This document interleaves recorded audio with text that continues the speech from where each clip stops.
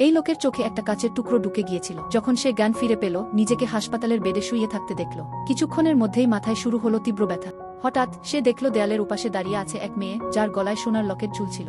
সে নিজের চোখকে বিশ্বাস করতে পারছিল না। অতঃপর ছেলেটি আবার বেডে শুয়ে চশমা পরে, কিন্তু কিছুই স্পষ্ট দেখতে পাচ্ছিল না। যখন ডাক্তার তার কাছে আসে, সে অবাক হয়ে দেখল ডাক্তারদের শরীরের মাংসের ভেতর সবকিছু দেখা যাচ্ছে। ভীষণ অস্থির হয়ে সে আপেল খেতে উঠল। কিন্তু আপেলের ভিতর কি?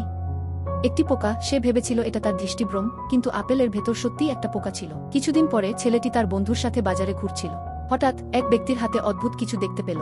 তার নতুন ক্ষমতা ব্যবহার করে বুঝল, বাইরের দিক থেকে দেখতে সাধারণ জিনিসটা আসলে ভেতরটা সম্পূর্ণ সোনার।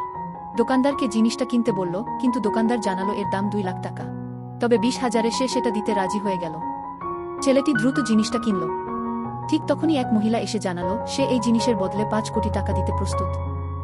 এই কথা শুনে দোকানদার সাথে সাথে মাটিতে পড়ে গেল।